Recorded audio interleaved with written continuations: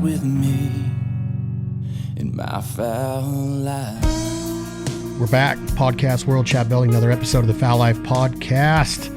Another episode of the Dickies Workwear series. Where are you working, America? We've got to sit down with so many different walks of life that get up every morning and go to work. That's what we were put on this earth to do, is go to work and provide for our families, our loved ones, and our friends. Free up some time.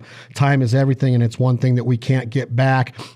Dickies, thank you very much for being there for us and all of our brands, supporting the culture of the American hunter, fisher, gather, conservationist, provider, outdoorsman, outdoorswomen. Dickies is there for us with work clothes, anything that you need for any job. They even, like I've said before, if you're a doctor, a nurse, dentist, they got a brand new line of scrubs that are awesome. I love wearing them when I'm cutting up meat. I can just toss them if I need them, but they wash up really good.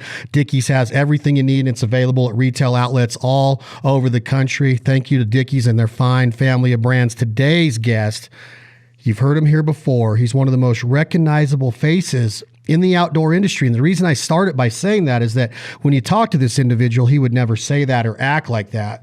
He comes from a long line of hunting family members, long line of people from Georgia that have lived in the outdoors. They've cut their teeth in the outdoors. They live off the land. They hunt deer and turkeys and pigs and gators and ducks and geese. But he also is lucky enough to make his living in the outdoor industry. So when it comes to working, I don't believe this man has really worked a day in his life. Is that fair to say, Tyler Jordan? I think that would probably be fair to say, Chad. Probably you and I both. Oh, man. Welcome, buddy. How you been? I've been good, man. How are you doing? Are you where are you hunting at this week? I'm going to be all over the Butte Sink of California with California Waterfowl Association, and we're going to be, the mallards are finally working their way into the sink from the Northern California, Southern Oregon border.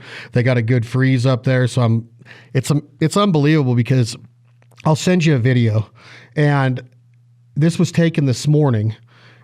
And literally, you can kill one pintail a day in California. So, like, you could kill 7, no problem, wow. Tyler, kind of like Louisiana. And then you just got to sit there and wait and hope that you see a mallard or a widgeon because there's so many freaking sprig. But where are you hunting? I'm going to be in Georgia this week. Actually, I got a bunch of my friends coming down. We've killed 8 does off our farm, which is way behind the usual schedule. We need about 40 to 60 killed. So I got actually a group of my buddies, a bunch of them are going to come in here tonight. And then I got some coming in tomorrow. They're going to stay through the weekend, and we're going to go on a doe killing spree. So we need at least, I'd like to have at least maybe even 20 before the weekend's over. We're running a little bit late. We got a couple nice bucks on our farm right now that my little brother just turned 12. I have a sister too that's 14. And so Dad and I have been in the woods with them about every day over the holiday. And there's a couple nice bucks that we're seeing, but we just have not been able to close the deal. It's just this time of year, for whatever reason, even with the cold weather that we've had, and you think it'd be kind of a magical time, but it's just been a little bit tough, just getting some of these deer daytime. I feel like in Georgia, it's hard enough as it is getting the deer daytime, but it seems like late in the season, you think it'd be better, weather-wise, but really it's been a challenge. But hopefully we'll catch up here at some point on one of these big whitetail. And so we're going to try to do that, kill some does this week, try to get my brother and sister a couple bucks that we've been hunting. And then really then I go to honey break Sunday, going with Ryan Hurd, our friend. And Ryan I don't think he's been duck hunting a ton. And then I think Drew's actually going to let him deer hunt down there too. So we're going to start that hunt on Monday, film an episode for road trips down there. And after that, should be kind of wrapping up. That'll be cool. Let me ask you this. You mentioned the weather and deer and getting them to come out because they're nocturnal. They become nocturnal. But I was talking to a guy yesterday in Northern Kentucky, Tyler, that was going on a meat hunt, wanted to harvest a doe for a New Year's Eve backstrap. And it was 24 degrees was going to be the low. So that tells me the barometric pressure is dropping. The day before, this is kind of like hunting in the city, I guess, right outside of Louisville. This field was loaded with does and a couple raghorn spikes and stuff. He goes out there. He did not see a deer until 1 minute after shooting hours. How does that play a role when it's cold? Is it the moon phase that has a ton to do with deer activity, like they say? But doesn't their appetite tell them, like, we got to get out there and eat that stuff? Or are they just that keen? Or did he blow his stand by walking in there too loud? Because he said there was 30 deer in this field the night before. I don't know. I wish I kind of had an answer for that. I know at home it's the same exact way. I mean, so where my brother and my dad hunted last night, they saw 3 deer, and nothing. It hadn't been hunted since the day after Christmas. I filmed my brother and my dad go in there. We saw 30 to 40 deer in the same field. The weather conditions are about the same. Barometric pressure is about the same. It was maybe 8 to 10 degrees warmer, so why there's a difference like that in just a few days of, the span. I think these deer, this time of year are so unpredictable. The rut's over. I think you have a bunch of these does and bucks that are just so exhausted from the rut that they're not really on any kind of schedule, even with the moon. And the moon's bright right now. I'll say that. I mean, that could have something to do with it. Why he's not seeing anything, but I've seen it so many times, at least on our farm. They're so unpredictable on just when you're going to see them. Even it's just hard to really go off anything. I think it just got to have a little bit of luck. And it's just it's a frustrating time because you think that everything's going to be perfect and you're going to have things in your favor with the weather and cooler conditions. But if anything, late season to me is probably one of the hardest times to kind of nail a deer down and try to figure out what they're doing. I don't get to do it very often, but I think that would be like the cool part of deer hunting. There's so much strategy that goes into all different styles of hunting, but I think that the weather part of it and the nocturnal part of it is, I love figuring that out about mallard ducks. Like Canada geese on a full moon, you'll kill them. Mallard ducks on a full moon, you got to be shifty, man. You got to figure out their sleeping patterns, their feeding patterns, their roost. They get really nocturnal, and that mixes with cold weather. They'll sit on that big water all day to keep it open because they know if they leave it, it could freeze, and then they're out of luck because there's still a ton of food around. And a mallard duck doesn't want to leave good food if he doesn't have to. If it gets 10 inches of snow on it, yeah, he might jet and go south, and you get him at honey break tomorrow. But if they have food to eat, they want that water to stay open. So you mix that with a full moon, their ability to be nocturnal, their ability to navigate at night. They fly at night all the time on their migratory routes.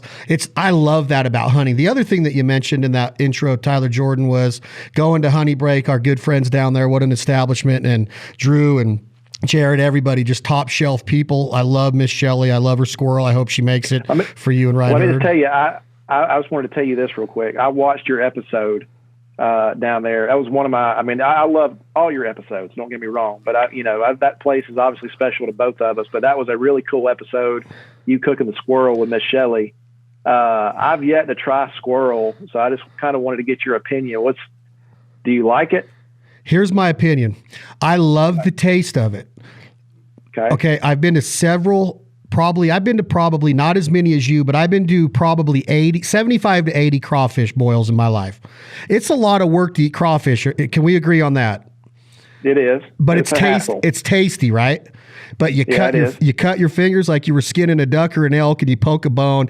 You get it's a lot of work for a little tiny morsel of meat that's sweet and tastes good. Squirrel is good, but I'm talking about when you fight the bones and the carcass, because it's not like they're cut. They put the legs and the back meat in there and the thighs and the breastplate, and then it boils down, you got to fight those bones. So it becomes a lot of work, but the meat is awesome. Yeah, I wanted to ask you because I saw that, and Miss Shelley told me that she would make me some, and my family may be going back to honey break. I'm trying to take my little brother and sister duck hunting, and so we mentioned to Drew about possibly going back down there, and she said she'd cook it for me. So, but that was a good episode out there you did with Troy and having Leith and all them out there. Those are always good times down there at honey break. Yeah, I think that I truly, it means a lot coming from you. And Drew called me and said the same thing. He really liked it. Miss Shelley loved it.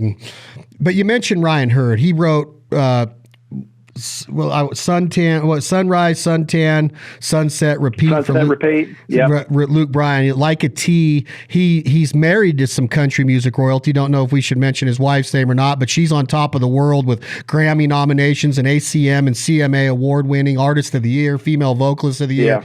And Ryan is such a sweet guy. He's played our Nashville NWTF party, but you've also hunted with Riley Green and Luke Bryan and Jason Aldean and Blake Shelton, and the list goes on and on. The late great Mr. Daryl Singletary, and you've met them all. This is your job, Tyler Jordan. We're getting back to work now. What is it like to work alongside somebody that they have a very nice life? They get to write stories that last 3.5 minutes, and they make a good living at doing it. So, and they love it. And more power to them. I love music, songwriters, singers, vocalists. But tell me in a nutshell, Tyler Jordan, what kind of people are they as a whole? I just named Aldean and Luke Bryan, and I know you can name a lot more. There's John, there's our good buddy John Langston that's coming up right now that is a stud. What do they have anything in common from what you've seen over of hunting with these country music stars, race car drivers, athletes over the last 10 years? Yeah. I think, for me, like even one of my heroes growing up was Chipper Jones, and Dad and Chipper have gone back many, many years since his rookie season. And then, Riley, he's co-hosted a lot of Realtree Road Trips episodes with me this year, which has been a lot of fun. Obviously, these country artists, and that's why Ryan's taking advantage of the time he does have right now with this pandemic. A lot of these guys are not going back on tour probably until the beginning of the summer. But what's great for me is like I could really care less who they are. It's cool for our world to kind of get a glimpse of that, though, and see their passion for the outdoors. But it's just, like Riley, he could be doing anything else right now that he wanted to, just taking time, going on vacation, doing stuff with his family. But he chooses, he's in Kansas right now. He spent his Christmas in Kansas, which I think is just kind of, it's kind of nuts, but that's how much he loves it. He wants to be in the woods as much as he can, and, taking advantage of this time that he does have. So I can say like Ryan's doing the same thing. He just wanted any time this year to go hunting, try to get him down to the farm earlier in the season. But he was just, he was kind of busy, and I think it's just really neat, for some of these guys that, don't get a chance to do this a ton. Luke and Jason are obviously really busy. And just to kind of see their genuine passion and interest for the outdoors, having their own farms and, just taking a real interest in it with them and their families, it's just kind of great. It just, I think it speaks volumes to the outdoors, that these guys just really care deeply about it. And, I think, I like taking people on different experiences. Like Ryan's never been to Honey Break. For me, I just get more of a joy, just like taking a kid hunting or fishing for the first time, taking people to some of these places that we get to go to every year. Every year around this time, I get to go to a lot of really cool deer hunting places, duck hunting places with you. And, for them to have a peek into our world and, want to learn more about it. That's what's fun for me.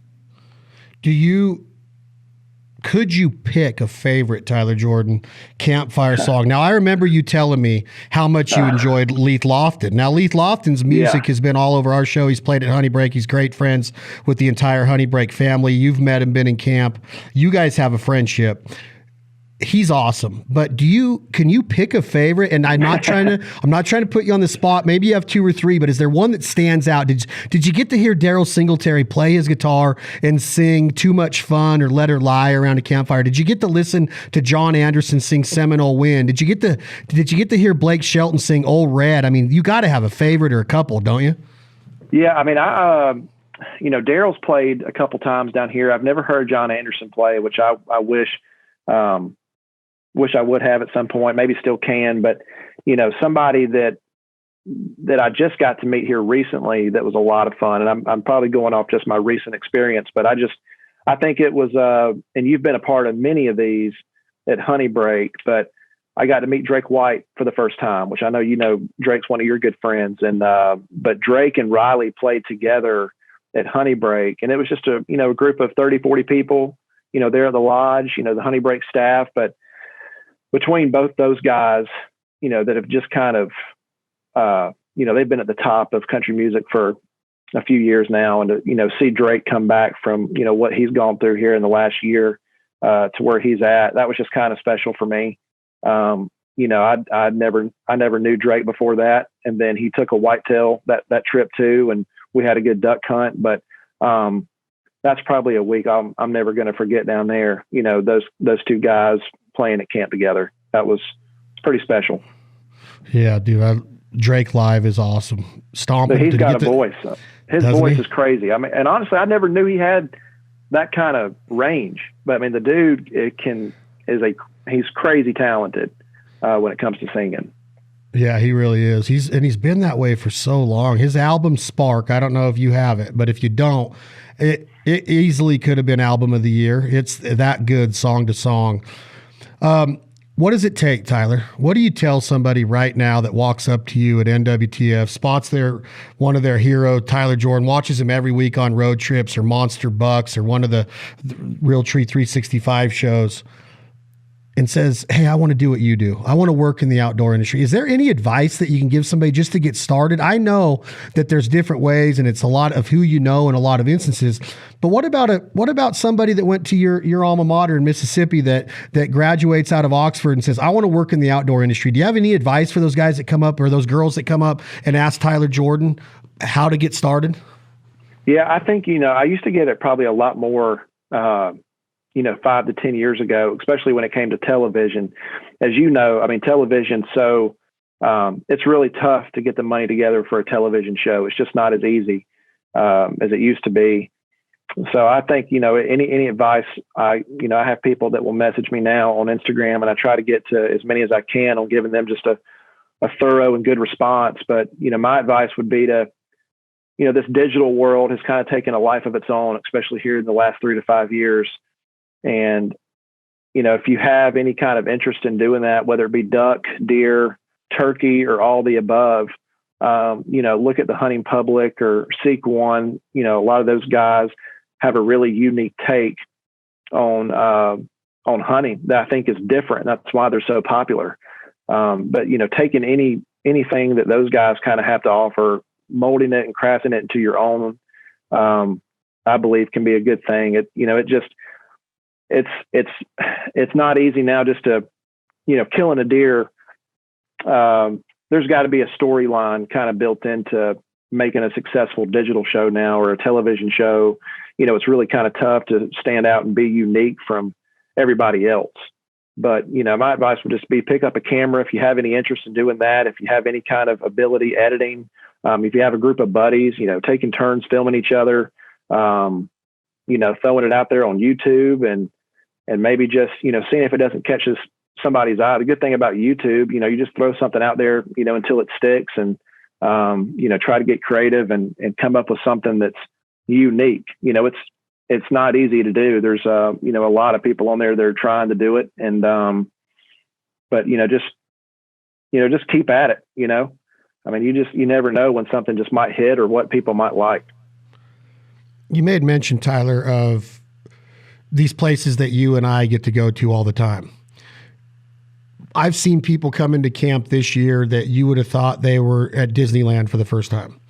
And sometimes I catch myself, if I'm being totally transparent and honest, sometimes I ask myself if I still feel that way all the time. Do I still get jazzed up? And I always talk about when I was younger and I would drive through Nebraska. Okay. And it was way back in the days, way before Cabela's is what it is now. This is when Cabela's was Cabela's. And we both know what I'm referring to.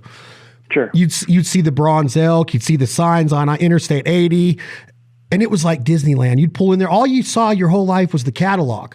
But now you're going across the country and you get to go to Cabela's. Now they're on every corner almost. But now I'm like, man, I don't know if I ever care to step back into a Cabela's. And sometimes I catch myself with this attitude, Tom, just being honest. Like, do you ever do that? And this is going back to working at something that you love. Sometimes people say, well, if you're working at what you love, you might not love it as much anymore. And it's going to be, when it becomes a job, you're going to lose your love and passion for it. Being honest, does it ever slip away from you, Ty, to where you got to check yourself at the door and say, wait a minute, let me get my feet back in here. Let me find my roots again. Cause I love Kansas. I love this tree stand. I love Honey Break. But Ryan Hurd's going to have an unbelievable experience this coming week. And is there a part of Tyler Jordan that goes, well, I've been here a few times, it doesn't have that luster anymore. That might not be the best example because I know how you feel about Honey Break. Honey Break. You kind of see where I'm going with this, right? Do you ever have to check yourself how lucky you are to be doing what you're doing? Well, yeah, I mean, I'm totally, I mean, it hasn't gone away at any, I don't have my passion for hunting has not decreased any, whether it be deer, turkey, duck hunting a little bit. But, I think for me, it's like during the middle of the season when we're cranking out content, I think this digital kind of puts a little bit of pressure on you to get stuff out the door, a little bit quicker. When you have a week or week and a half that goes by and you don't have anything good to show the people, when you kind of come to expect it on a weekly basis, that's when, for me, I feel a little bit of pressure is, getting something put on YouTube, Realtree 365. But no, I mean, I'm sure at some point, I know for my dad, he's done this a long time and, his desire which he's older too, he just turned 71 this week. Maybe that day will come at some point, but I still just look forward to every trip I go on. I just get as excited as I was when I was, 11, 12 years old, going to some of these places for the first time. But starting Realtree road trips and moving it over to digital has maybe added a little more pressure that maybe I'm not used to before. I experienced this a little bit with Spring Thunder when we brought it over to Turkey.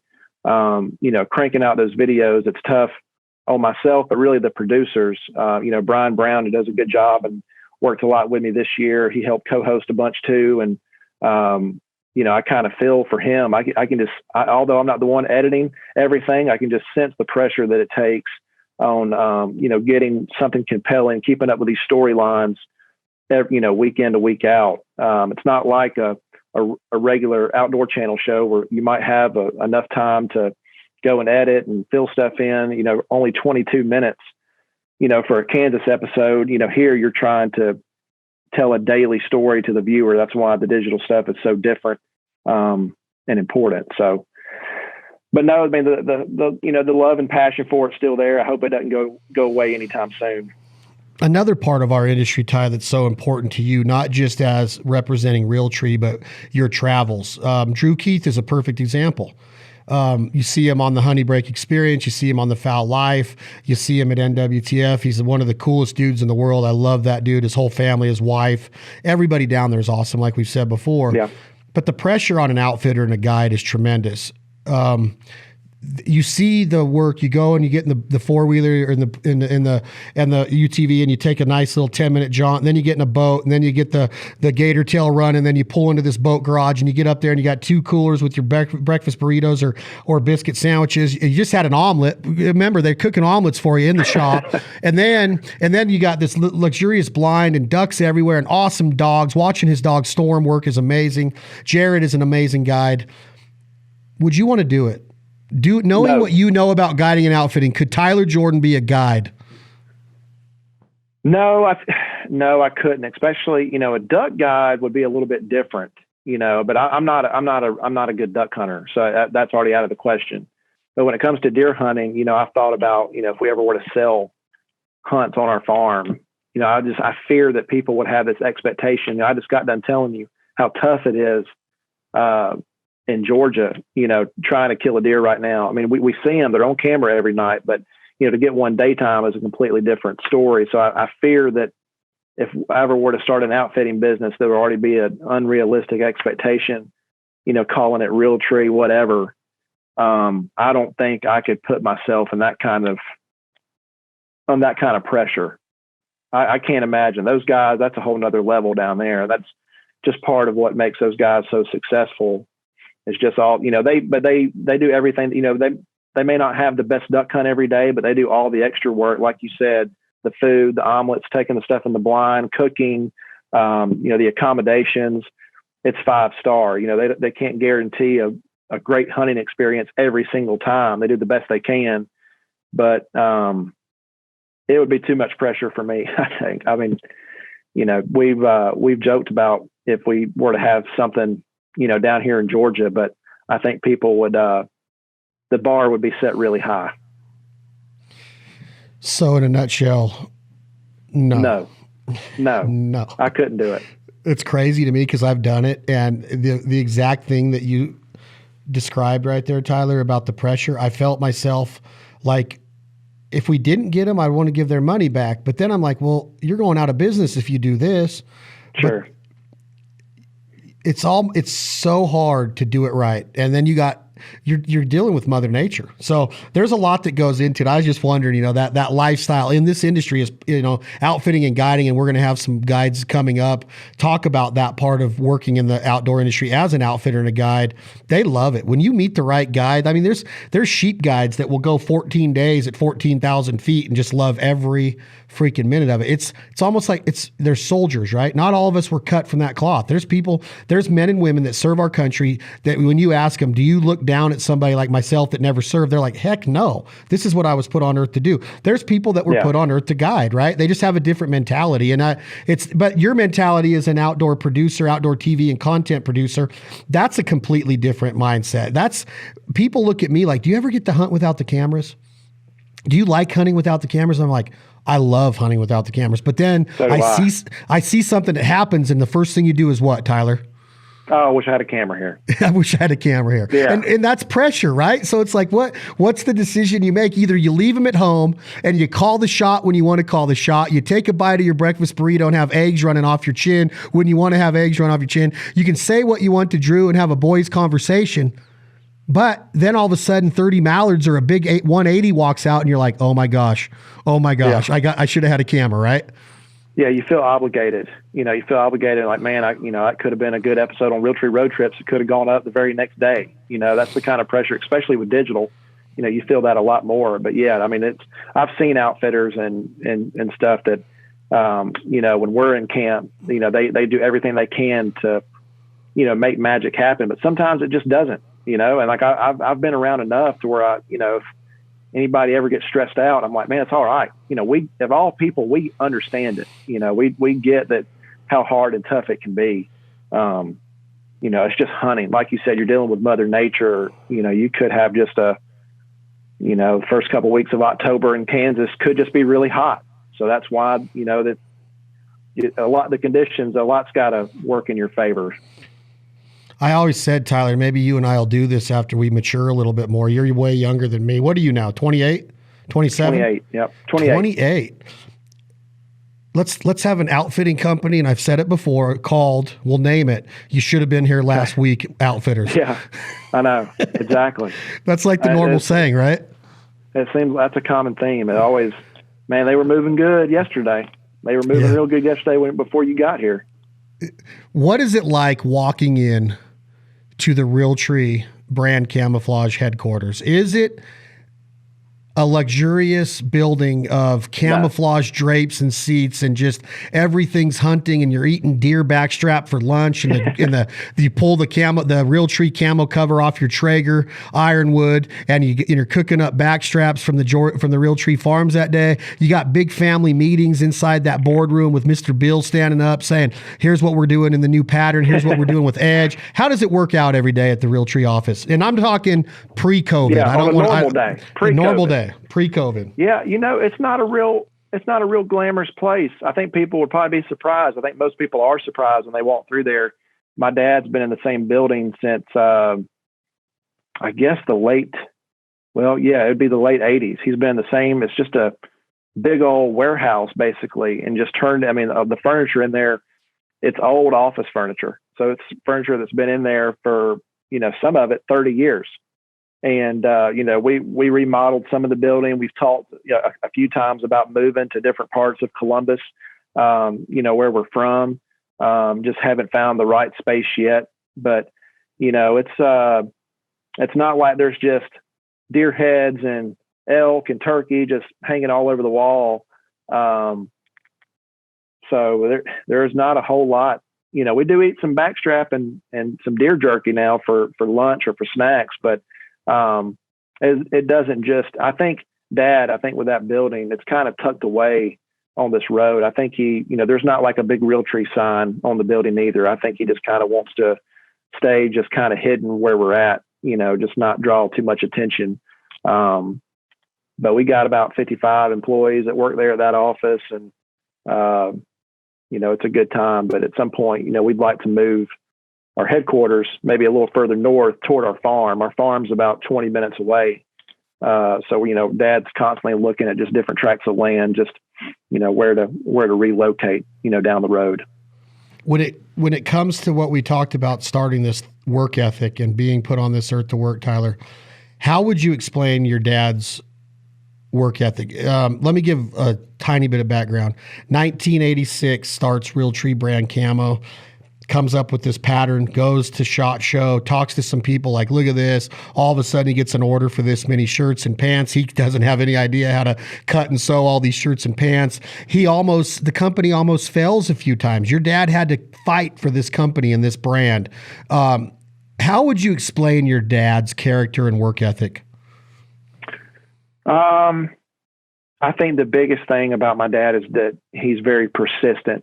There were many years, I think there was 3 or 4 years, he said the tunnel was really, really dark. There was no light at the end of the tunnel. He started in 86, but, he even told us that there really was not light at the end of the tunnel until about 93, 94. Shoot, that's 6, 7 years of being in debt and not knowing if you're going to make it, competition popping up everywhere. But Dad's he's just a thinker. He's always thinking, he doesn't get a lot of sleep. I think he's just always pushing, looking at seeing what's next. He just never he never lays back and just kind of let things happen. He's always wanted to go out and just make whatever happen. And I think that's the difference between him and, anybody else that has tried this. He just never, even at 71 years of age, he still goes into the office, even pre-COVID, he's there from 10 o'clock in the morning till 6, 7 o'clock. He's usually one of the last ones to leave every single day. And not just on the camouflage, just as the business as a whole, looking for new opportunities, for us to get into rather than just camo, whether it be on the production side, starting different businesses within the Realtree brand. He's just a really forward thinker. Being a forward thinker and knowing that you are in line of this company to be, who knows where you take it? Who knows what the future holds for Tyler Jordan? You're 28, your dad's 71. Do you think it affects a guy like your dad, or would it affect a guy like you if you had to look, focus forward for a second for me? Your dad sees all this going on, the technology, the bows with his pattern, the pants, the skateboards, the snowboards, the motorcycle helmets. Realtree is freaking on cell phone covers. They're everywhere. They're every store you could find Realtree. It's 2020. How much does it mess with a man's or a woman's mental capacity to look in the mirror and say, I am getting old. I am in my 70s. Does it affect your dad, you think? Will it affect you and I? Because this is so much fun, because we want the energy. We want to keep going. We want to be in that tree stand and our back up against that turkey tree and that duck blind. Do you think it's going to affect you? Do you think it affects your dad mentally at all to know that he's like, this company is unbelievable of what he built and he doesn't want to let go of it, but he also understands, man, the clock is ticking? Yeah. I think he thinks about it a lot. Him and I have those conversations, and I think even, maybe this is just kind of what happens as you get older, even for me being the son. He just, it seems like, he's opened up to me a lot more about just like inside his mind and just kind of telling me what he's thinking in certain situations. And I think a lot of that has to do with, he's 71. He just turned 71 2 days ago. And, you never know, not a lot of people know this about Dad, but he had a stroke last year, a little bit before this time.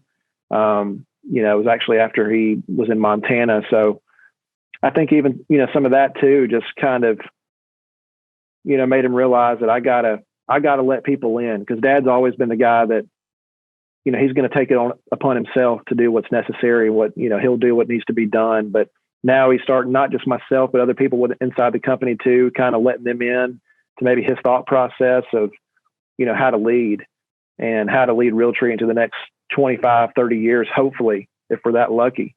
But yeah, our conversations, just in the last few years have been a lot different. I'm sure I know I'm going to be that way more than likely. I'm a real kind of like Dad, sentimental person at heart. And, really I think he fears that he just wants to leave, a good, this company in a good place for whenever that time does come, that myself or, whoever else can do a good job into, just having as much knowledge of what to do. But, the thing about it is you can do as much as you can. And, any kind of advice from Dad, is always good. But, this industry changes so much. I mean, not just in the last 2 to 3 years, you just see how much change happens. It's every industry, but, I definitely have a good teacher in him. And, hopefully he's not going anywhere anytime soon, but, he's definitely a good person to learn from. He's not going anywhere soon. And that's was the basis of my question is, when does it start? When do you start thinking like, you know what I'm saying? It's like, I'm sentimental like you. I wear my emotions on my sleeves. I do. Me and you've had conversations. You've shed tears in front of me. I've shed tears in front of you and a lot of people about just the passion for life. And your dad has built such a legacy and all these employees and all of these licensees and all of these hunts and these farms and these grandchildren and these children. Your dad has younger kids than you. Later in life, he had young kids again. No. I just wonder, like, I always say a hunter never dies. A hunter never goes away. But I also am very keen to the fact that when do you start thinking of the slowdown and have to accept it, and your dad is there. He's 71, still going to work every day, even after the stroke. And he's one of the leading authorities in this industry and has been for several decades. I just wonder, like, how is it going to affect a guy like you? But here's the deal, Ty. I could walk out of this room right now and get hit by lightning or a bus. You just never know when it's going to come. That's why what you said, you got to live every day and hunt every day and love every day to the fullest. I just always wondered, how does it affect a man with that much passion and love for his brand to get up there in age? And 71 is young today, but they say the average lifespan of an American male is like 75 years old, the average. Yeah. So when do you start thinking about it? You know what I mean? That's where I was going with it. Yeah, I don't know. I guess maybe we'll find that out at some point. Hopefully we're not caught by surprise and something crazy happens. But, Dad's always kind of, ever since he was probably in his mid 60s, past 5-6 years, he's always kind of been that way and talked that way, of just like having those conversations, that I thought days like that would never come. Then all of a sudden here you are. And, you kind of realize that you just never know. Just like last year with a stroke, I was in Oklahoma when that happened. And when I first got the news, I'm like, wow, there's so much that, I had questions, or so much that was unsaid. And you just now, kind of reflecting back on that, you just really take as much time as you can to try to get inside his mind. And, whether it be about business or life, just learn as much as possible right now. You just, like you said, you never know. What if one of your jobs had to be, and I know your dad doesn't care about notoriety, but let's say that he gets a retirement party on his 80th birthday. He's got to retire. You're going to be 38. You're going to be 37, 38-year-old man. Yeah. You might have kids at this time. You just got engaged. You will have kids by this time. Probably. Maybe married or maybe kids. Well, definitely be married. I'll be married in May, but maybe kids. Probably so.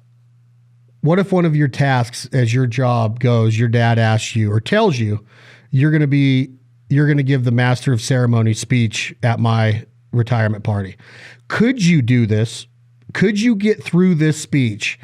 Would you write it down first? Would you need cue cards, or would you just get up there and wing it? Or would you call up a singer to sing a song and then talk in between the song? How would Tyler Jordan make sure that this task gets handled, because it is part of your job description? Yeah. I think I would definitely have to write it down, or have to write at least an outline down, because I think you've been around me enough that, I probably couldn't make it through if I went up there, not even nervous, but if I even got up there and tried talking off the cuff, I just think I'd be too emotional. I think my mind would just wander too much. So I'd probably have to write some kind of outline for that. I definitely I would want to do it, if Dad asked me, or, I would feel, probably appropriate if I did, but it would be tough. It would be really tough. Dad's he's meant a lot to me, obviously, and has meant a lot to this industry. So I just would feel like I'd probably have to write it down just so I could summarize and everything that he's meant, not only to me, but just everybody in that company, and do as good a job as I could possibly do. If your dad on the same day said what your other task in your new job description at Realtree brand camo is to be a strong representation of this industry, this culture, this lifestyle of the American hunter, outdoorsman, fisher, gatherer, provider, your baby brothers and your baby sisters, your little brothers and your little sisters, I should say, kids that love Tyler Jordan on TV. Give me some ideas, Ty. Give me some themes of how you represent this brand. What's important to Tyler Jordan and your dad's legacy to make sure the outdoors and this legacy of hunting and fishing is represented the right way by Tyler Jordan? What are some of your plans or visions and things that you believe in to show the next generation?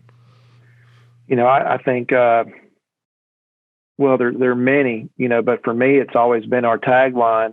And it's something that Dad has said ever since his first episode of hosting on, Realtree Outdoors on TNN, but it's to take a child hunting and fishing so they too can enjoy the outdoors. And our slogans, family, friends, and the outdoors. But, to me, that's what I would want it. I would want that theme and that, continue to be that. I think that's the most important thing we could do. Like we've talked about with taking different people hunting, the most important thing to me is, family members, sharing that with my little brother and sister. Like, I had some incredible hunts this past season, but the most fun I had in the blind hunting with somebody this year was sitting with my dad and my little brother on Christmas Eve, Christmas Day, the day after Christmas. I was filming both of them, and we shared a blind together for 3 or 4 hours. And that's what I think is most valuable going forward, for people to understand that, it's for hunting, not to be selfish with it, but to share it. And, I hope that's what Realtree has preached for a long time, is, doing that with your family and friends. Cause, to me, that's what matters. And that's what's going to carry this tradition of hunting, in the outdoors, hopefully for generations to come.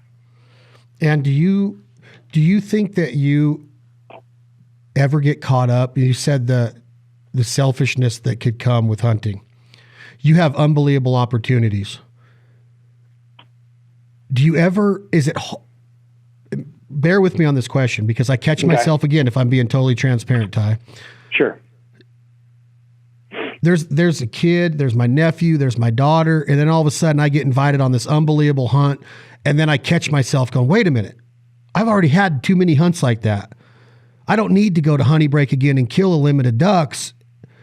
Let me bring my daughter down there. Do you ever catch yourself going, whoa, that should have been a different style of hunt. I should have had somebody else, and that somebody else should have been my little brother, my little sister. Do you catch yourself doing that? Yes, absolutely. And I think, as they get older, it's easier to kind of take them on some of those places. Maybe these last few years have not been, and obviously with the pandemic, Dad has kept them from traveling, just out of fear of his own health and, them possibly bringing something back. And, since they live in the same house. But yeah, I mean, even for me, like, I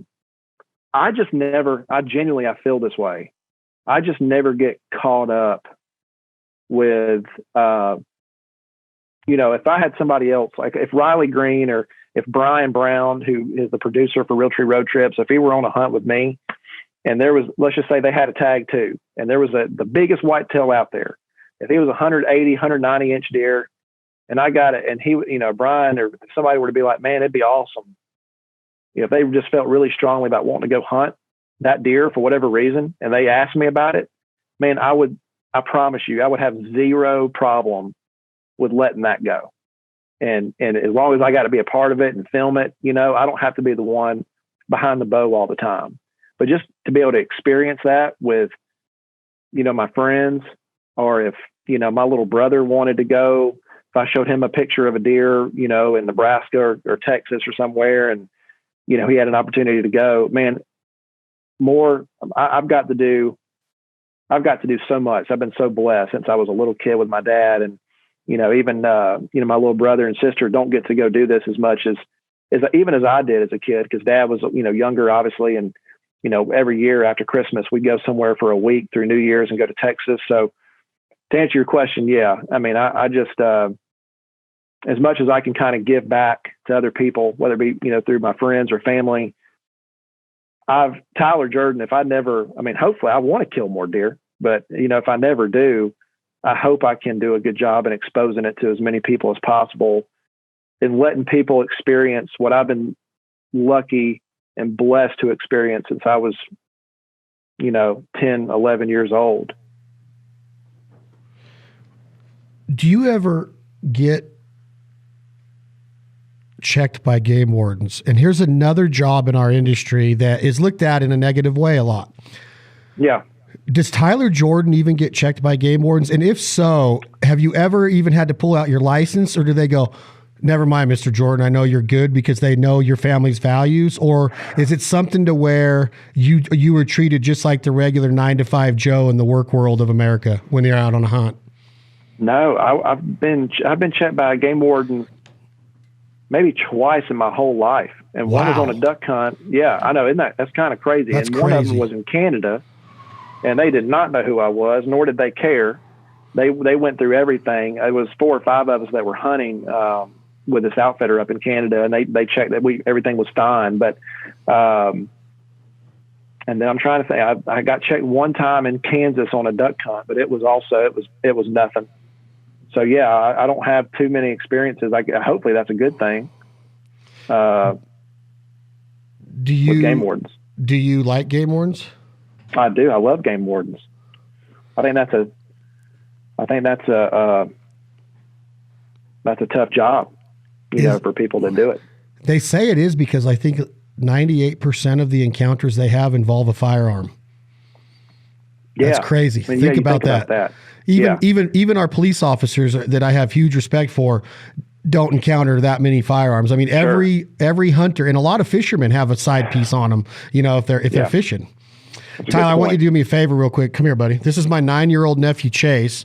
He's 10 now. He just turned 10 the other day. Hold on. What's up, Chase? Hold on a second, Tyler. Let me unplug these headphones. Hey, I want you to meet a good friend of mine. This is Tyler Jordan. Him and his dad, Bill Jordan, started that camouflage pattern on your hat, Realtree. Oh, that's a cool hat. Chad, you guys send me one of them hats. You like that? I love that. That's awesome. You guys helped me do that through Jamie Jeter at Outdoor Cap. Oh, okay. I got a couple different styles. Awesome. Text me an address and I'll put them in the mail today. I will. I'll text you in a minute. So let me brag on my nephew for a minute, Tyler Jordan. He, at 6 years old, on video for our old show, Dead Dog Walkin', he had a 22-250 in between his uncle's legs and clicked the safety off, looked through the scope, and smoked one at 81 yards that came to the call. He's been on several deer hunts and antelope hunts, and not his own tags yet, but 2 years ago, he harvested his first duck, a redhead. Then last year, he harvested several ducks. Last week, he went out with his dad, my brother Clay, and shot a limit of green-winged teal at the Stillwater National Wildlife Refuge and Canvasback Gun Club. And tomorrow, we're taking him on his very first Canada goose hunt. He's going to be wearing all Realtree, shooting a Benelli. So tell him a little bit, Chase. Would you love hunting? You love Realtree camo? Yeah, it's nice. It is very camouflaged, so they can't see us. That's right, man. That's what we made it for. So you stay invisible. Hopefully you have a good hunt up there this week. That's going to be your first time up there? Yeah. We're going to hunt. We got a winter wheat field that's about 90 miles from my house here. We're going to get up at 3:30 in the morning. He loves getting up early. but we're going to be in ground blinds. We're going to be in ground blinds, Tyler Jordan. We're going to create, and I like talking to Chase about this, we're going to create a false line is what I call it. We're going to stack up tumbleweeds that have naturally blown up against this ditch, and we're going to take them off of this ditch embankment, and we're going to stack them around the ground blinds, trying to create a false line where our blinds, it's just going to look natural. And there's about 400 to 600 big Canada geese coming into this winter wheat field, and Chase is going to be shooting a 20 gauge M2 Benelli with the new Federal TSS 20 gauge, and Chase is very confident in talking. He's very nervous around Tyler Jordan right now. Act like you're hosting this podcast right now, and tell him like what you think about hunting and calling animals and duck calls and goose calls and predator calls, how much you love all of it. Host the podcast and show some confidence like you always do around me. It's very fun. It's fun hanging out with the family, hunting, spending time with them, and seeing other people shoot ducks, like my dad and my uncle and other people, seeing how excited they are. And tell That's Tyler awesome. Jordan the feeling you get when a coyote, because you wear all of the Max 1 camo and the new camo patterns by Realtree on coyote hunts. Tell him how you feel when that animal is coming to hunt you and he's charging you. I feel very excited. I'm always like, Dad, can I shoot it? And one time when we were coyote hunting, one coyote came in first, and I was like, can I shoot it? And he was like, sure.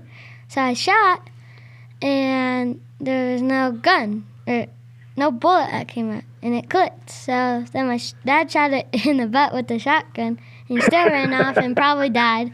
And then another coyote came in a little bit closer, and then on that one, it clicked too. And I was mad. What's your favorite? Do you have a favorite yet, or are you still trying to figure it out? Still trying to figure it out because, well, it Have you could be turkey duck hunted any? hunting. No. Well, Didn't you and your that's dad- gonna be didn't your you- favorite. Didn't you? Yeah, Tyler comes from the land of turkey hunting. It's so popular down in the south and southeast. Out here, we have about 4 turkeys in the whole state where we live, Tyler. So it's not the same. You might hear one on the roost, but didn't you go on a turkey hunt with your dad last year and sit in the blind and nothing? And it was an archery hunt, right? Mm-hmm. Yeah, you went, right? Yeah, they went on an archery hunt. Which is another subject, Tyler, that me and you might need to talk about later. But ask Mr. Tyler Jordan if tomorrow after, and I'm thinking confidently here, because they're going to be close. So I'm going to be going,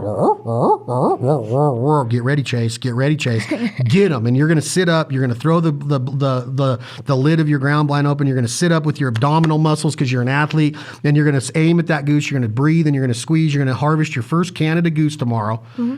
Ask Mr. Tyler if we can FaceTime him after. If he's not hunting, if we can FaceTime him and show how excited you are with your first goose. Yeah, I would want that. Come on then, FaceTime. I got nothing tomorrow. I got some. I'll be hunting late tomorrow afternoon, so y'all are gonna have to keep me updated. You hear that? So we're gonna be hunting we're gonna start shooting hours is at 6:55 a.m. our time. So do you know the time zones yet? You're very smart. Do you know that he is 3 hours ahead of us in Georgia? Mm-hmm. Is all Georgia in the Atlantic, in the Eastern time zone? Yes, all of Georgia. So he's is. 3 hours ahead of us. So when we start hunting, it's going to be almost 10 a.m. When we're done hunting at 10 a.m., it's going to be 1 p.m. his time. So tell him that we're going to FaceTime him around between noon and 1 p.m. He's probably, if I had to guess, he's probably going to be eating a Chick-fil-A chicken sandwich and a Coca-Cola Classic. Right, Tyler? That's probably right. And getting the farm ready. We're going to go kill a bunch of does tomorrow. So I want to hear an update. Hopefully you got a good report after the hunt in the morning. So I'm going to be waiting on y'all's phone call to hear how it goes. Okay. Okay, last question. I'm going to whisper this one. This is your last question for Tyler. Okay. Ask him if there's any new waterfowl patterns coming out from Realtree in the near future. Camo patterns, any new ones coming out? Is there any new camouflage patterns coming out I tell you, for waterfowl? for waterfowl, we're working on something right now. Hopefully, we've been a little bit backed up with the pandemic. We are working on a new waterfowl pattern. It's kind of been the pattern itself is done, but a bunch of the stuff, the testing we do is, for different fabrics and everything is done overseas. So obviously with COVID and everything going on in the world right now, we've been kind of backed up a little bit on getting some of that done, but hopefully it'll be ready to go for SHOT Show of 22, and there won't be any more delays, and everything can be solved with COVID by then. But we are working, trying to figure it out. Hopefully it doesn't get pushed back another year. Tell him that your uncle's sending him a picture real quick.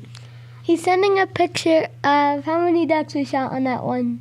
Tell him and then tell him that you want him to come out here and hunt, because we got some good hunting out west here too for ducks. Mm-hmm. I want you to come hunt out here in the west because we have very good.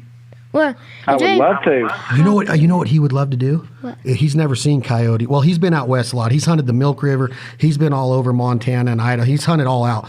But tell him, invite him out here on a combo waterfowl coyote hunt. Okay. You got to invite him. That would be sick. Okay. You didn't invite him. Invite sent. Did you get that picture, Tyler? Did it come through? I did. I just got it. That's awesome. I'm looking at it right now. Check that out. I shot a double on teal. Dang, He got dude, a that's double. awesome. He got a double on teal that day. When was this?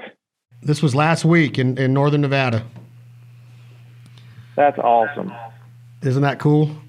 Very cool, man. That is really, really fun right there. That's a good time. You got a good person to take you to go. Me and your dad, huh? Who's a better duck hunter, though? Or a better coyote hunter? My dad's better. What? You're better duck. You're on glue. As my dad would used to say, you're on glue, boy. All right, tell Mr. Tyler Jordan that it was nice to meet him, that you look forward to meeting him in person one day. Okay. I look forward to meeting you, Chase. FaceTime me tomorrow. I want to hear an update on how the morning hunt goes. Okay. Say, I look forward to meeting you, too. I look forward to meeting you, too. Man, I've never seen you this nervous. I'm on TV, too. I know you watch him more than you watch me, but I've never seen you this nervous, man. You're nervous. Watch, he'll get up here. Tyler, he'll get up. I got probably 15 people that come here to play cornhole, and they're all 30 or older, and they're good. And he beats us all regulation, and he gets so cocky. And I've never seen him this nervous, man. He's never speechless like this. All right. Well, we're going to have a little cornhole tournament when we meet in person, because I love playing cornhole. He just challenged you. Sound good? I haven't played in a while, but I'll probably beat you, I think. Oh, shoot. Okay. There he is. He's not nervous anymore. That sounds good. Hey, we were just talking about, Mr. Tyler's got to go, but we were just talking before you came in here that he just got to meet Drake White for the first time and listen to him sing. Do you know any Drake White lyrics and songs? Mm-hmm. Sing a little bit right here. This will be the last thing. Just sing a little bit of a Drake White song. Which one? There you go, baby. You don't know that one? Making Me? You're making me look good again. Do you don't have a favorite Drake White song? Brent Cobb? King of Alabama? Go for it. Okay, I've never seen him this nervous. I thought he was going to come in here and take over, Tyler. Wow, we got some work to do on this microphone check 1, 2, don't we? I don't want to sing right now. Okay, well, you tell Tyler we will be FaceTiming him in the morning, some good luck. And if we don't get him, we're still going to FaceTime and say, hey, my uncle's just not a very good goose caller. And they thought that the only thing that came in was a coyote when he was blowing his goose call. And I could have shot it 20 gauge. 20 gauge. All right, say bye to Mr. Tyler. Chase, it was nice to meet you, buddy. Good luck in the morning. Okay, thank you. Give him a virtual high five. Your fist bump. Oh, fist. Hey, when you're famous like this, let me put your fist back up there, Tyler. When you're famous, you carry a Sharpie with you wherever you go because you always are getting asked for autographs. He wants your autograph, man. That's not true. That's just a nervous tick. I just always got to be fiddling with something. Send him a picture? Well, he'll meet you one day to get his hat signed for sure. Absolutely. You're going to have to come down to the farm sometime or come to NWTF next year if it's back open. Only the luckiest hunters in the country get invited to hunt turkeys on his farm. The luckiest ones. Really? I've never been. Well, I got invited, kinda. It was in passing, but I've never even been down there. I think me and you mean to make a trip. Come on. Yeah, I would want to go. Here's an idea, Ty Jordan. Keep this in mind. I'm bringing my dog back to Mossy Pond in into March, early April. We're going to do a turkey hunt over there with Brad Arrington, but maybe we can get together for one too when we're down there. Absolutely. Just hit me up. We're going to be turkey hunting every day this spring. So just let me know. I won't turn down a turkey hunt. Do you want to end this? We just got invited to hunt with Tyler Jordan. Do you want to end this by saying this has been another episode of Dickies Workwear podcast series right here at the Foul Life? Thank you, Tyler Jordan of Realtree Brand Camo, for being our guest. I'm Chase Belding. We're out. Can you memorize all that? Nope. All right, buddy. Go see. Get back there. Get ready. We go get the ammo and the guns ready to roll tomorrow. 3:30. You probably ought to go to sleep right now. You gonna make the bell? Yeah. Normally I'll go to bed. Ask your dad if he wants to come in here and say hi to Ty before Ty hangs up. You want to come say hi to Tyler? Tyler, I'm going to let my brother say this has been a good one. This has been Dickies Workwear podcast series right here at the Foul Life. Tyler Jordan, Realtree Brand Camo, family, friends in the outdoors. Take a kid hunting. That's what we're going to do tomorrow. I can't believe how tongue-tied your son got on. He couldn't even speak. He's so nervous around one of his heroes, Tyler Jordan. Tyler, here's Clay. What's up, buddy? What up, man? How are you? I'm good. How are you? What are y'all up to today? Starting on the new season, season 13. Just importing some footage from our early season goose hunt with a cancer survivor, hopefully. Okay, cool. Well, y'all getting ready for a good hunt tomorrow, too, it sounds like. Hopefully. We'll get the final scout from our guy this afternoon. And then I got the final scout. He went this morning. He counted. He had to leave at 8:10. They started flying at 7:45. He counted 29 groups of geese that came into the field. 29 flocks. Nice. 29 flocks. Wow. Yeah, tongue-tied. Y'all are going to be in for a good time, man. That'd be good. You've been killing it this year. I've been doing it every day. I've just been lucky and just timing places right this year, I think. But it's been, I've killed 9 deer. How was the hunt down there with Drew and everybody, Honey Break? That deer was awesome. Unreal, man. Unfreaking real. I still can't believe it. I mean, I think it's the biggest deer. I deer hunt a lot, but it may be the biggest deer I've seen in person on a blind or stand or anything. And it may be the biggest deer I've ever seen. I didn't know they grew that big in Louisiana. Shoot, I didn't either. You talking body wise or you talking body wise or horn wise? What was he? 190, 181, 191, 190 and 4.8. Yeah, 191. Good. So he's a deer. It was actually pretty cool. I mean, I saw that deer last year in person with Drew, and he was probably, I don't know, he was maybe 160 last year. And so Drew really he thought that deer could have been a state record at some point, but he had hoof rot really bad, which is like a bacterial infection, lost a bunch of weight, lost probably over 100 pounds between September and when I killed him. And, Drew just decided, just because he wasn't going to make it, he looked worse in person than what Drew thought. So he said, man, if this deer comes, he said, I want you to kill this deer because he probably ain't going to make it another 2 or 3 weeks. No way he would have made it through the rut and all that. So, just kind of got lucky because they hadn't had a daytime picture of him, but one time, like in the last month when I shot him. So it was a buck of a lifetime for sure. And in Louisiana, I just never would have thought in Louisiana of all places, I take a deer like that. Yeah. And I would have never thought that your home state of Georgia would have grew a deer like T-Bone harvested this year. Dude, unreal. That's crazy too. That may be crazier. But 2 deer. You saw he killed one that was like 161, and then that deer was like 180, was like 187 or 188 or something.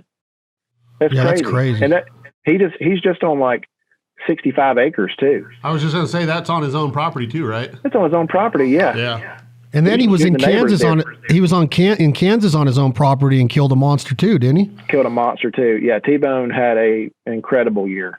The Georgia deer though, that's something, I'm sure y'all know a little bit, but that's so hard to do. He just takes a lot of luck, just, letting he went by, obviously the right people let him pass and, get to be that big. Nocturnal, buddy. They're nocturnal. It's crazy. They stayed nocturnal on Realtree Farms.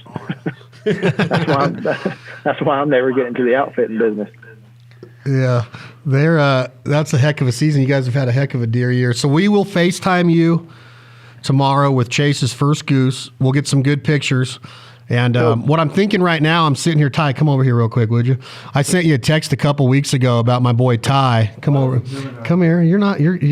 He gets embarrassed because I tease him about the jacket he was wearing. You remember when I sent you that text a couple weeks ago about my butt, and you said fire him? Well, I didn't fire him. He's a heck of a producer.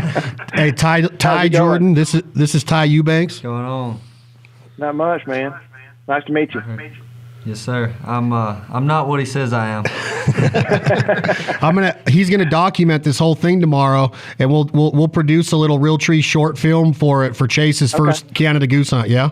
That's awesome. Heck yeah, we'd love to see that. That'd be cool. All right, Ty, pressure. Yeah. You got to kill Pressure, one. and Chase has got to shoot straight. If he shot like he did his till the other day, he'll kill one. You're gonna wear him out. I already know it. I'm already expecting a good report tomorrow. That's gonna be so fun.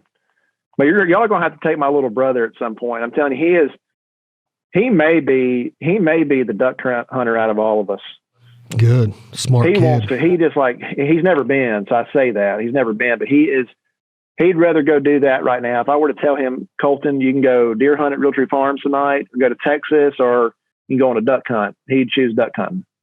Y'all are welcome anytime. Just you get invitations open. Bring him out next season. We'll do Nevada, California, Southern Idaho, Oregon. I mean, it's good hunting out here, and we can mix it with some predator hunts for him and call Chase can try to call. I don't know if Chase can call coyotes. I He's already have. called one in. No, you haven't. I have. You've never called in a coyote. Yes, I have. See that? There he comes right there. He told Tyler Jordan that he wouldn't even score on him in cornhole.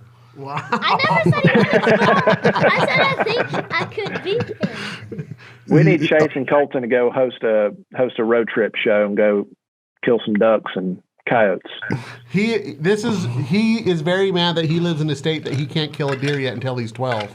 He wants to go to somewhere where he can buy one over the counter and go, and I just haven't taken him yet.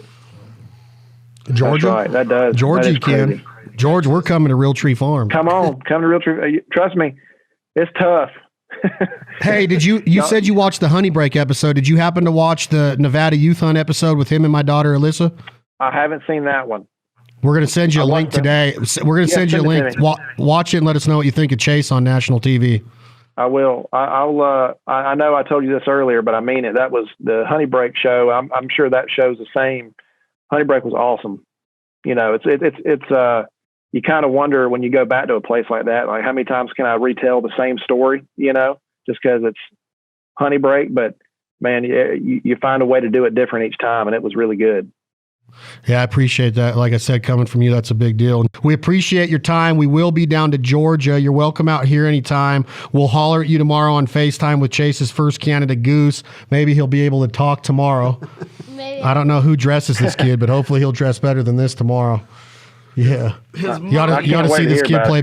I know your dad's a baseball coach for his kids, but you ought to see this stud play. He gets after it. Really? Yeah. What position you play? Shortstop, pitcher, second base, and that's about it. What- I have. What don't you do?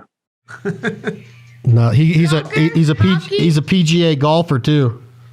Oh, nice. You know, Mr. How old you are know, you, Chase? 10. When'd you turn 10? 10. Today's the 29th. Yep. 7 days ago. 7 days ago. My daughter's birthday is 2 days. in 2 days on New Year's Eve. She'll be 10. He's 9 days older than her. Colton turned 12 December 11th. And so he is. All December babies. I know, December babies. That just makes they just don't get as much for Christmas, you know? All right, we'll send you a picture of Chase's goose. You send us an overnight package on dry ice of back straps from all these does y'all get. All right, I want a hat. I'll trade you I'll that put for a hat. text me the address I'm going to. I'll have Chase sign this one for you and send it Heck to you. yeah, Chase. Sign it, please. I need a good luck hat down here.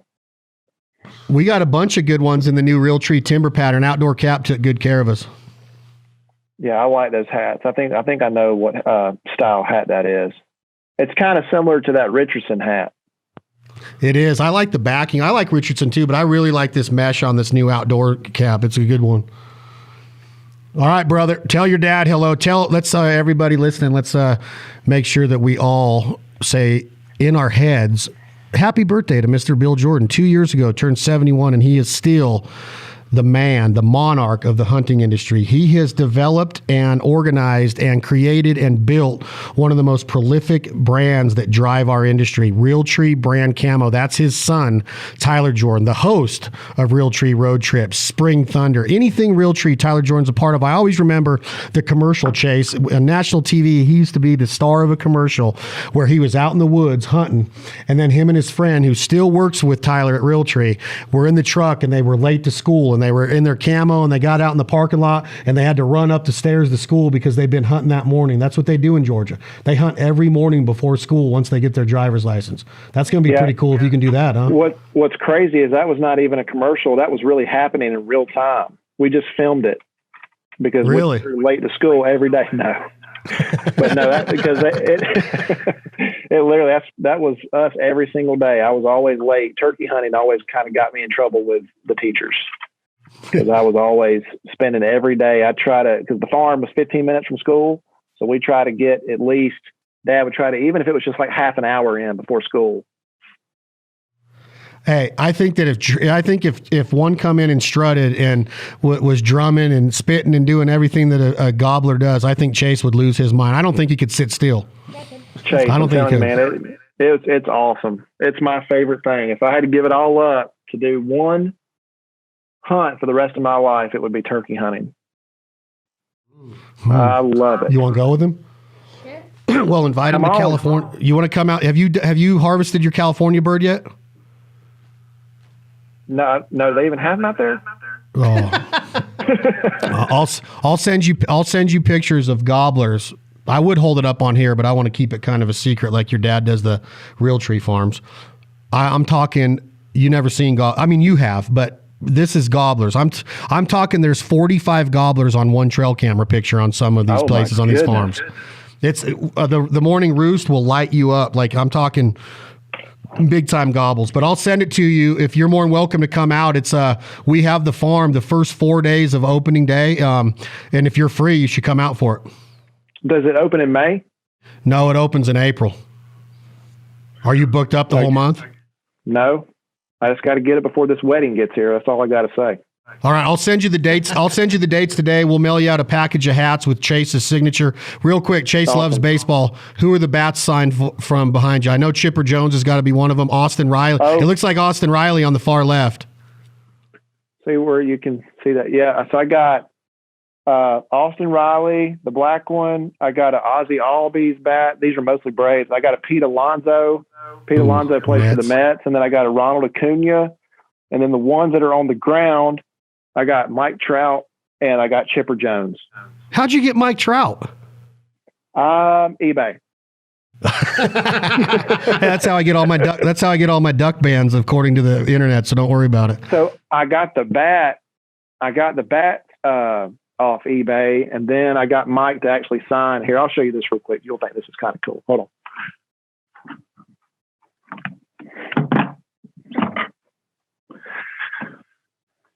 So Mike actually did these. This is 2 years ago. These are his trainers. He would do these in the like in the indoor facility and stuff. But these are snow camo, Realtree snow camo, and so he signed. I sent those to him. He signed them to me. But Nike ended up sending us these, and so I reached out to him on Twitter, and we're talking about trying to go on a hunt somewhere. But yeah, it was pretty cool. Did you meet him through Tyler Farr? No, I actually didn't. I actually just sent him a message. I think he follows Realtree on Twitter and Instagram, and so I just sent him a message on Twitter, and so we just kind of talked through that. And then he was coming to Atlanta. I think July 4th weekend of last year when they were going to have the season, but obviously the season got canceled and all the games got messed up. So he ended up we were going to try to have him come down to the office and stuff. Well, you ought to come out. That's a dumb thing to say to you. You're a turkey hunter, but I love watching him in spring training in Phoenix. Man, he hits some bombs. But maybe you can come out one year to spring training. We can go say hi to him. But I've kept you almost 11 minutes past your allotted time. Don't you have another meeting? No, we're working from home right now. We don't have to go back to the office. I'm about to go to the woods here, probably in the next hour. Lucky. I'm gonna go try to shoot some does. I got a bunch of does that need to be shot, Chase. You just made Chase jealous. No. Chase couldn't hit a doe. What? I bet he could. All right, my brother. Well, thank you very much. This has been a good one, and we will FaceTime you tomorrow from Chase's first Canada goose harvest. Sounds good, y'all. Good luck tomorrow. Clay, it was good seeing you. You too. See you, buddy. Y'all stay in touch. Good Again, luck, thank Chase. everybody. Thanks everybody for supporting Dickies and all the partners and sponsors that support us. Realtree, family, friends in the outdoors. That's Tyler Jordan. This has been another episode of the Foul Life Podcast, Dickies Workwear Series. I'm Chad Belding. Tom, hit that button. Jake, hit that button. This is 2 a.m. Logic. The song is called My Foul Life.